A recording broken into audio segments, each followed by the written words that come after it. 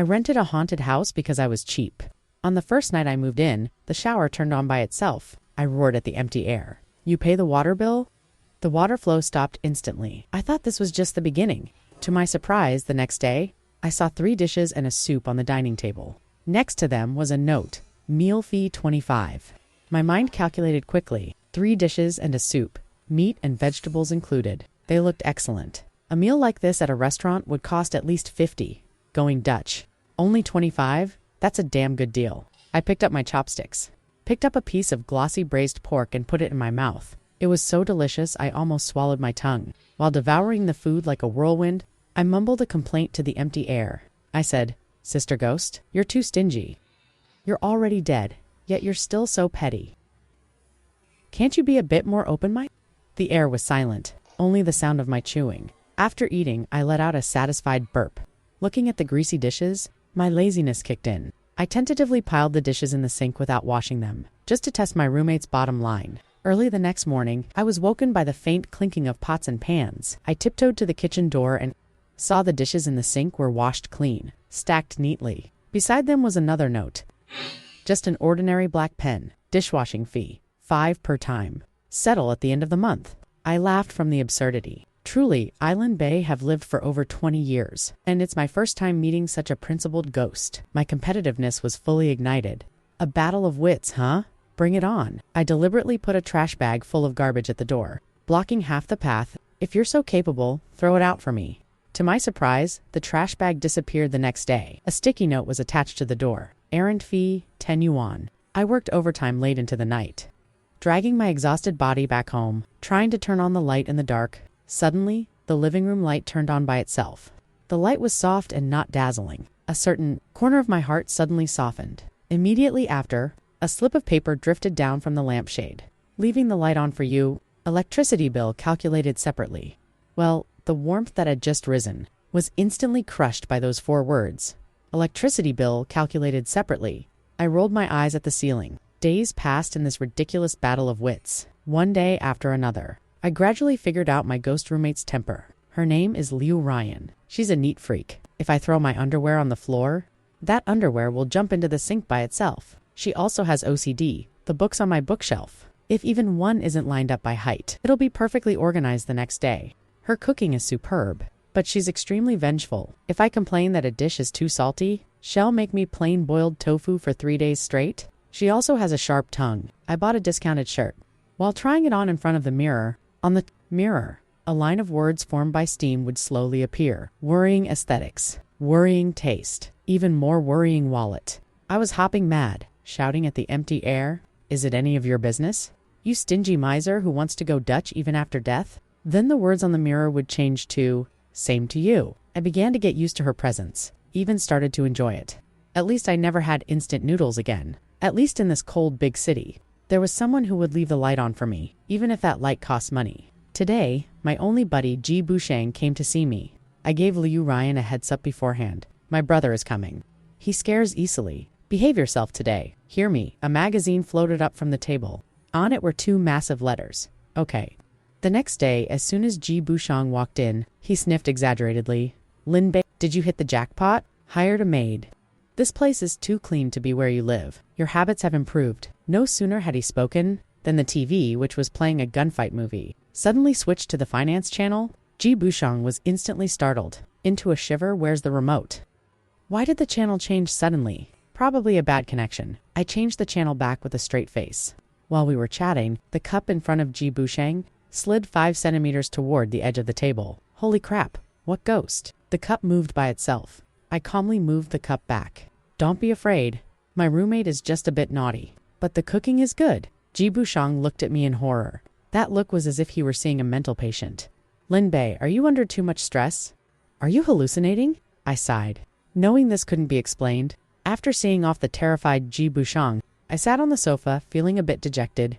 Then, the living room lights dimmed a bit. Becoming even softer, I turned my head toward that huge French window. A tall silhouette in a red dress appeared clearly before my eyes for the first time. She was still semi-transparent, like a walking mist, but I could see her long hair draped over her shoulders. She was meticulously wiping the window I didn't clean well this morning. Her movements were focused and serious. with an elegance that was almost obsessive. I suddenly felt that my buddy's worries and the world's misunderstanding didn't matter anymore. In this vast city, I finally had a home and a very unique family member. But all good things must come to an end. The chill of capitalism still blew onto a small worker like me. A cold email and a few lines of heartless official rhetoric ended the meager salary I earned. By commuting to hours every day, clutching a cardboard box, I walked through the crowded streets, feeling like a piece of discarded trash for the first time. Home, I covered my head with a quilt. The long-suppressed grievances and anxieties finally burst forth at this moment. Don't know how long, I cried. Melodious classical music drifted faintly from the living room. It was my favorite piece, Divorce New World Symphony. Once, while eating, I had told the air, "This piece is beautiful. Feels like I can survive even the toughest days." I sniffed. Dragging my heavy steps out of the bedroom, on the table sat a steaming plate of cola chicken wings. A slip of paper lay quietly beside it. On it were only 2 words on the house. Finally, my tears fell uncontrollably, not because of grievance, but because of warmth. For the first time, I said seriously to the air, "Thank you, Lou Ryan." There seemed to be a very light sigh in the air. After eating my fill, I opened my computer and started sending resumes frantically. But the resumes I sent out were like stones sinking into the sea. Occasionally there were interviews, but I was rejected in the end. Watching the balance in my bank card decrease every day, anxiety gnawed at my nerves. I started having insomnia night after night. Finally, I received an interview notice from a company I had dreamed of. Afterward, I dug out my only suit from the bottom of the trunk. On the day of the interview, I got up very early because of excessive nerves.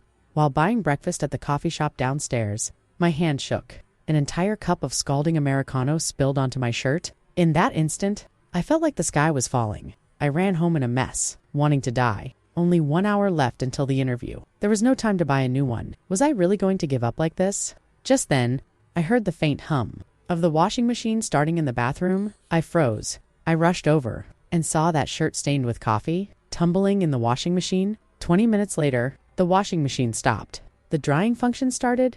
After another 20 minutes, a clean, warm shirt with a faint fragrance was hung on my bedroom door by an invisible hanger. I stared blankly at that brand new shirt, feeling like I was in a dream. I changed my clothes and rushed out. On the way to the subway, it was morning rush hour. Watching time pass second by second, I was sweating from anxiety. Just as I was about to turn back to squeeze onto a bus, the subway turnstile in front of me suddenly went beep. The green light turned on. The barrier opened automatically. I didn't have time to think. I lunged through. Rushing onto the platform, the doors of the subway I needed were slowly closing. It's over. My heart sank. Just as the doors were about to shut, something seemed to get stuck in the gap, letting out a piercing alarm and popping back open. I scrambled onto the train. On the train, I was panting heavily, my heart racing. This was all too coincidental. Coincidental, as if someone were clearing the path for me. I reached the company 5 minutes before the interview started. Every second waiting in the meeting room was an ordeal. After a long time, it was finally my turn. I took a deep breath and walked into the room. 4 interviewers were lined up, their expressions serious. My palms were sweating from nerves. My prepared self was a total blank. My brain crashed, just as I was so embarrassed. I wanted to crawl into a hole. A black sign pen on the table suddenly rolled to my hand. I instinctively grabbed the pen. The cool touch calmed me down instantly. I looked down, and on the pen were 2 tiny but clear words carved with a knife. Steady. My heart settled immediately. Those 2 words were like a shot of adrenaline into my body. Good afternoon, interviewers. My name is Lin Bei. That interview? I performed better than ever before. 1 week later, I successfully received the job offer from that company. On the day I started, I immediately rushed into the supermarket and bought a bottle of good wine and many fresh ingredients. Home, I cooked a big table of food, then filled 2 cups with wine. I raised one. Lou Ryan, this glass is a thank you to my gold medal support. The other glass shook slightly, making a crisp, clinking sound as if responding to me. I smiled, though my eyes grew moist. I knew I wasn't alone. I had an invisible guardian angel. My cohabitation with Lou Ryan, after getting the new offer, entered an unprecedented harmony. I was responsible for the bread, and she kept the house in perfect order. Incidentally, she used her business logic to monitor my spending and plan my finances. I even began to enjoy this unique companionship. Hot meals waiting every day after work. A CFO helping with budgets every payday. And whenever I hit a snag at work, on the desk, relevant books and materials would mysteriously appear. She was like a silent mentor, an all-around housekeeper. A most familiar stranger, but I knew nothing of her past. As our rapport grew, my curiosity deepened. How exactly did Liu Ryan die? That vague report online said she died from accidental carbon monoxide poisoning, but I always felt something was wrong. I tried asking her, Liu Ryan, how did you really die? The lights in the room flickered. She seemed to want to express something, but was trapped by some force. Unable to convey the message clearly, the more intense her reaction, the more suspicious I became. Finally, I decided to start with this house. I found the real estate agent who rented me the place, Mu Yulu. I asked to meet at a nearby restaurant. On the pretext of consulting about renewal, Mu Yulu was still as enthusiastic and kind as ever. Mr. Lin, are you used to living there? The location is good, and the layout is great too. It's just that something happened before, and ordinary people can't handle it. Seeing how good you look, I knew you would be fine. It's quite good. I'm just a bit curious. What exactly happened in this house before? I checked online, and there was only a very vague news report saying the owner died accidentally. It's all in the past. Just an accident? Young man, don't overthink it. Just live there in peace. Actually, the feng shui of that house is good. Look, not long after you moved in, you changed to a better job. Your luck is turning around. He skillfully steered the topic away, constantly advising me not to overthink. To me, his enthusiasm had a jarring, eerie quality. A normal agent only cares about rent and contracts. Why was he so concerned with my mental well-being? And why did he repeatedly stop me from learning about the house's past? After some pleasantries, I bid farewell to Muyu, but this meeting didn't dispel my doubts. Instead, it put my guard on high alert. That night, I had a dream that terrified me. In the dream, I stood in a thick white mist, unable to see my I heard a familiar yet strange voice. In a heated argument, it was Liu Ryan. I treated you as a friend, and you actually touched this money. Mu Yulu, you're crazy. Ryan, help me just one more time. One last time. I promise I'll fill the gap. Impossible. This is the client's money. You're committing a crime. Then you're forcing me to my death. The argument grew more intense. Finally, I heard a heavy thud and the sound of something falling to the ground. Then everything fell silent. I woke up with a start. My heart was pounding, and my back was cold. That dream was too real. Mu Yuluin, the dream. Liu Ryan called out that name. I turned on the light and found the study door ajar. I remember clearly closing it before bed. I walked in and saw that the locked drawer at the bottom of the desk was actually open at this moment. Inside quietly lay a black leather diary. My heart skipped a beat. Was Liu Ryan guiding me? With trembling hands, I opened the diary. Most of the diary was about financial investments and some trivial life matters. I flipped through quickly. Finally, in the latter half of the diary, I found a name that appeared frequently. Mu Yulu. The diary recorded that Liu Ryan and her business partner had cooperated on an investment project. Later, she discovered Mu Yulu had embezzled a large sum of money behind her back to speculate on higher-risk virtual currencies. As a result, the money was lost, leaving a huge financial hole. Liu Ryan wrote in her diary, I can't believe Mu Yulu would do such a thing. Years of trust are worthless in the face of greed. I must hold him responsible for his actions. No matter the consequences, this was her last diary entry. Mu Yulu, my blood ran cold instantly. I took the diary back to the living room and asked Liu Ryan into the air with a trembling voice, was the person who killed you Mu Yulu? As soon as I finished speaking, the temperature of the entire room dropped suddenly. The crystal chandelier overhead began to shake violently. The clock on the wall fell to the ground, making a sharp, shattering sound. This was the strongest reaction I had ever seen from her. But this reaction confirmed all my suspicions. Liu Ryan did not die in an accident, but was murdered, and that killer who remains at large is that very one. The real estate agent who smiled so kindly at me. Mu Yulu, the truth was like an ice-dipped dagger, piercing through the surface of my peaceful life. I looked at this home, kept spotless by Liu Ryan, feeling a piercing chill for the first time. I cannot just sit by and do nothing.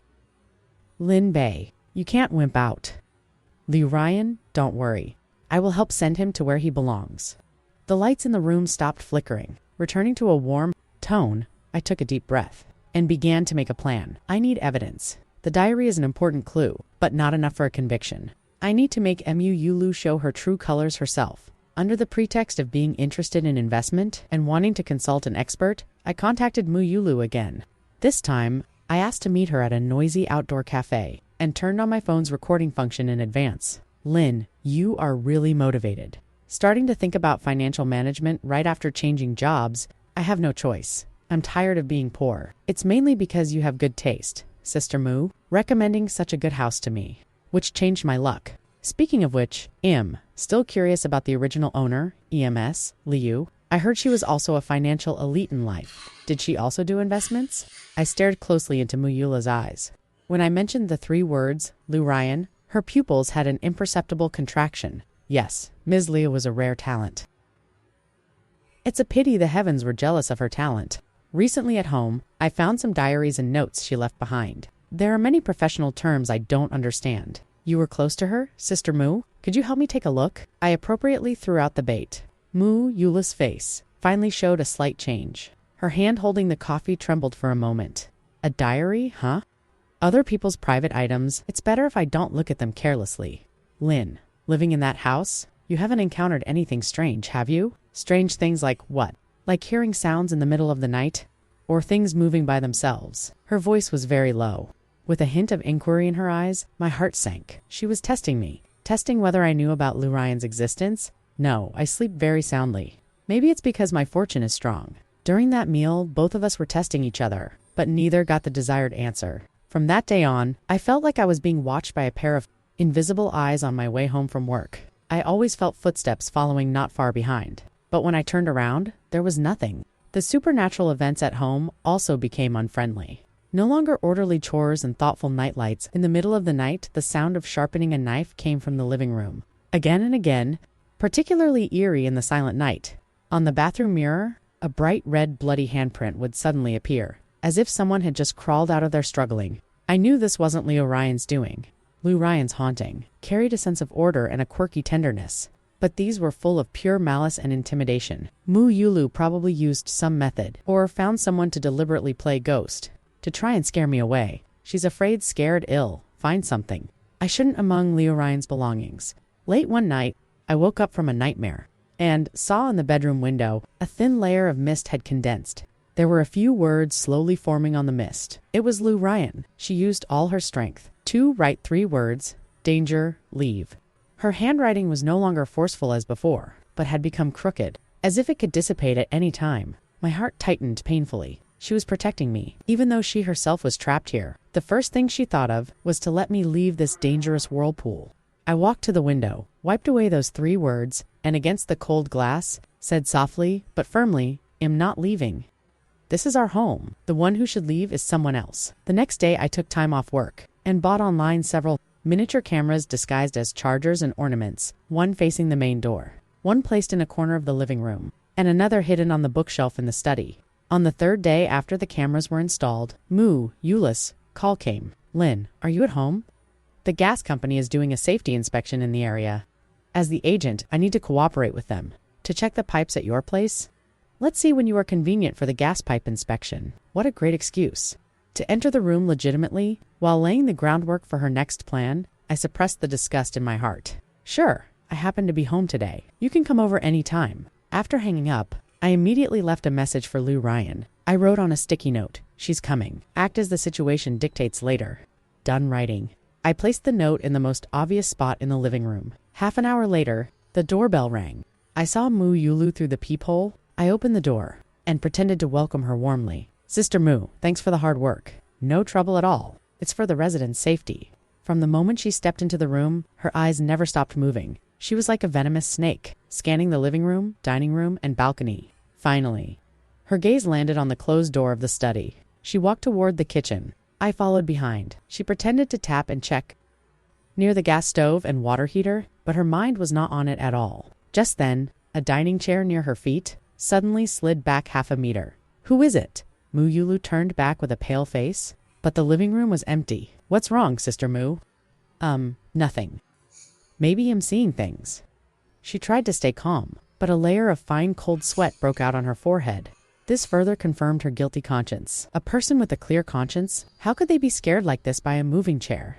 In going to the bathroom, through the reflection of a mirror in the corner of the living room, I stared intently at her movements. She took 2 steps, but suddenly changed direction, stealthily walking toward the study. She was coming. Her target was Liu Ryan's belongings in the study. My heart was in my throat. Just as her hand was about to touch the study door handle bang, the light bulb in the bathroom suddenly exploded, immediately followed by the sink tap, the shower head, and the toilet tank.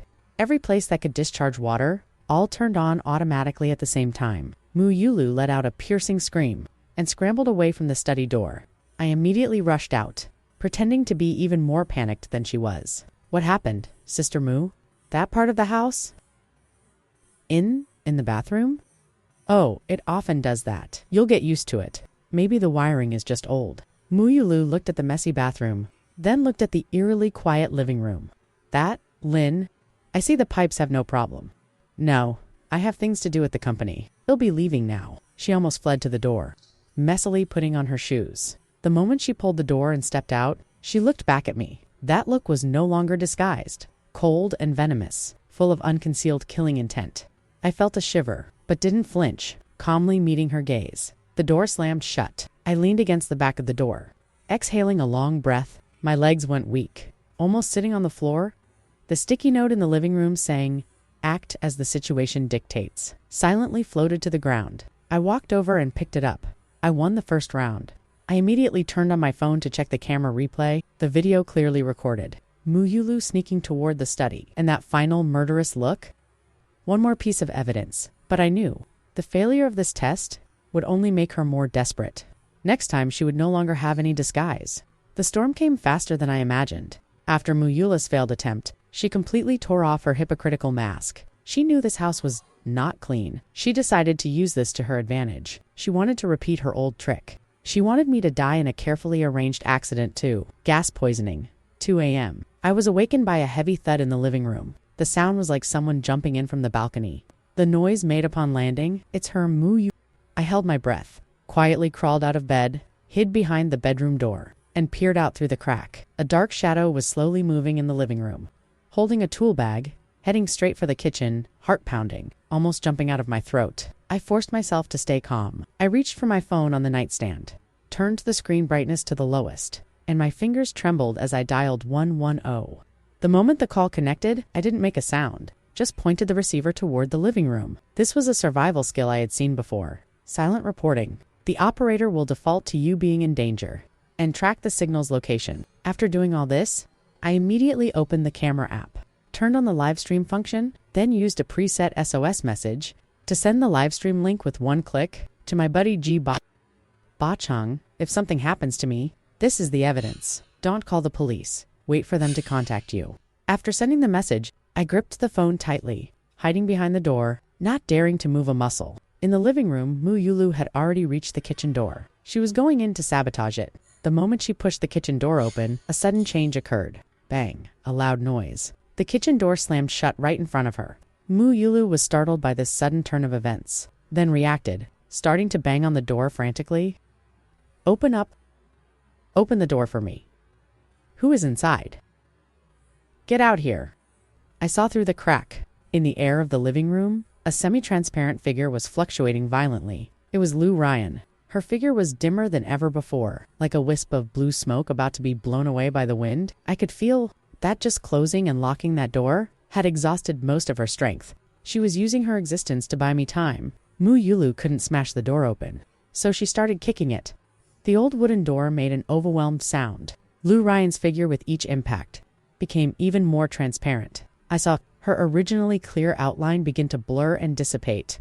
My heart felt like it was gripped by an invisible hand, hurting so much I couldn't breathe. I can't stay hidden anymore. I can't watch her soul shatter. Just to protect me, a surge of courage from nowhere instantly washed away all fear. I looked around. My gaze landed on the corner. At the frying pan I used for fitness, I rushed over, picked up that heavy frying pan, gripping it tightly with both hands. Just then, boom. The kitchen door was kicked open by Mu Yu. She rushed out like an infuriated beast. With bloodshot eyes, she saw me, saw the frying pan in my hand. You brat, you still want to fight back? Today, both of you must die. She lunged at me with a knife. I didn't retreat, but instead rushed toward her, using all the strength in my body to smash the frying pan hard against her head. Clang, a heavy thud. Mu Yulu fell to the ground. At the same time, in the corner of my eye, Lou Ryan's last faint shadow completely turned into points of starlight, dissipating into the air. Gone, she's really gone. In the air, a piece of paper drifted down to my feet, with the familiar blood-red characters, but with a hint of unprecedented tenderness. Protection fee. 1 life. This time, it's on me. My strength was instantly drained. The frying pan slipped from my hand, making a loud clatter as it hit the floor. I knelt on the ground. Looking at that blood-colored bill, tears surged out, but I couldn't make a sound. The sound of sirens grew from far to near. Saved, but my world was also empty. The police arrived in time and arrested the unconscious Mu Yu. I was taken back to the police station, wrapped in a blanket like a hero who had defeated a criminal. My phone recording the camera footage at home and the livestream link I sent to Jiba became the ironclad evidence that would nail Mu Yu Lu to the pillar of guilt. In the interrogation room, facing the kind female officer, I recounted everything that happened. Of course, I omitted Lou Ryan's existence. I only said that after renting the house. I felt it had some warning functions, like the lights flashing when there was danger. Things would fall. This time too, the kitchen door suddenly closed on its own, buying me time to call the police and fight back. Perhaps the previous owner's spirit in heaven is protecting me. The policewoman didn't press further, just patted my hand sympathetically. With these clues, the police soon threw Mu Yu opened a breakthrough, his phone call records, bank statements, and financial transactions with underground casinos. All clearly pointed to one fact. Years ago, because of failing in stocks, he not only embezzled the clients, namely Lou Ryan's massive funds, but also owed huge gambling debts. After being discovered by Lou Ryan and asked to surrender, he had no way out and committed murder.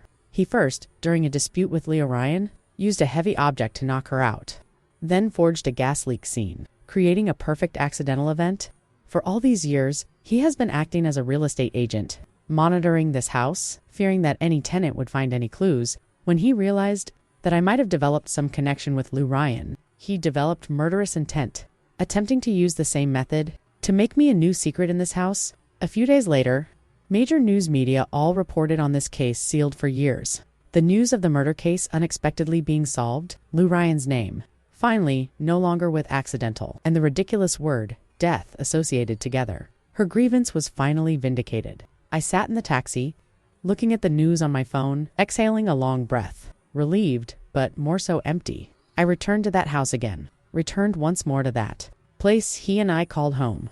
Opening the door, the inside was clean and tidy. Sunlight poured in through the spotless floor-to-ceiling windows. Everything was exactly the same as when I left. Traces of her existence were everywhere.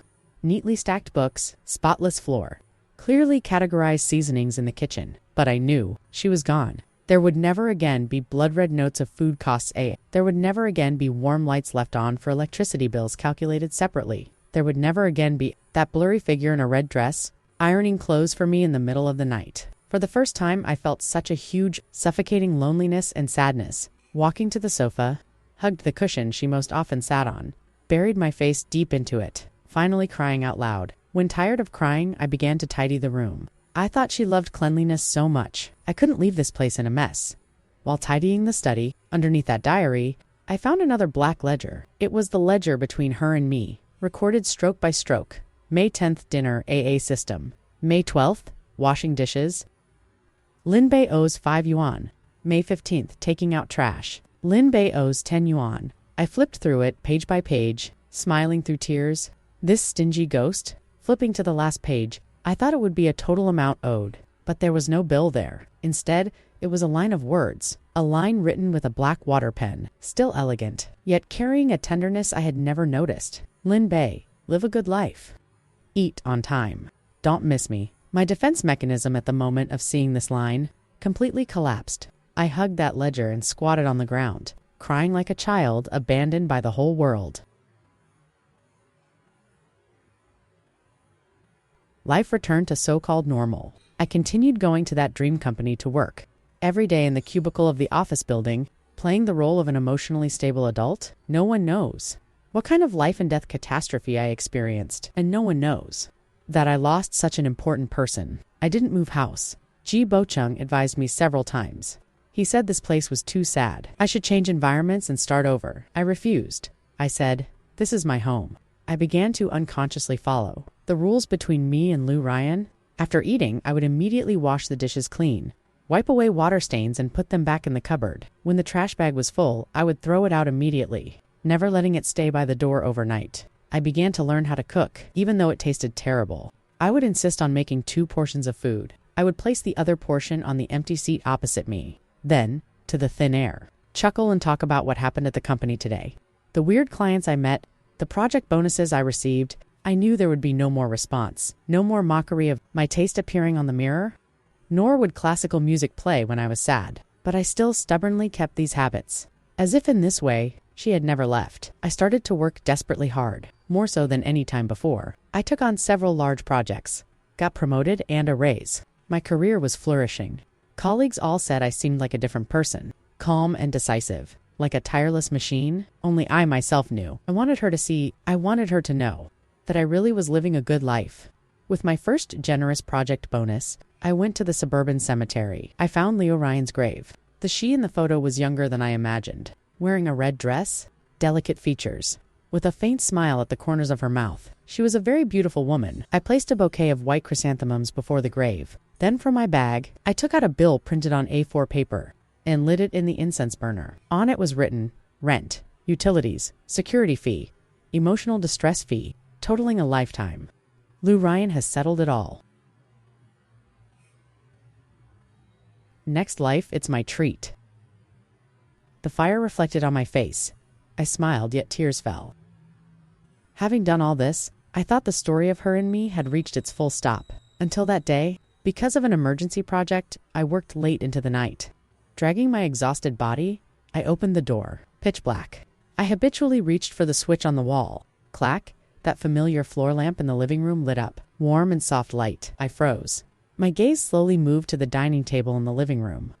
On the table sat a cup of steaming hot milk. White mist curled up under the lamplight. My mind went blank. I stood like a statue frozen in the hallway, not daring to move, not even daring to breathe. Everything before me was so familiar, yet so surreal. Is it a hallucination? My heart, after having been silent for so long, began to beat violently again. I tentatively, with a voice almost a whisper, trembling, called out, "Leah Ryan." Leah Ryan, the living room was terrifyingly quiet. Only that cup of milk was still tirelessly emitting steam. I lowered my eyes in disappointment. Sure enough, I was overthinking. I laughed at myself self-mockingly. Just as I was about to change shoes, right at that moment, I saw beside the milk cup, on that sticky note I used to leave messages for her. Something seemed to be slowly appearing. I held my breath, staring intently at that small yellow piece of paper, a line of familiar handwriting written with a black water pen. Character by character, it clearly manifested, light leaving fee, 5 yuan, milk fee, 15 yuan, settle at month end. My tears upon seeing the phrase, settle at month, instantly burst forth. I could no longer help but cry and laugh at the same time. Lou Ryan, you stingy ghost.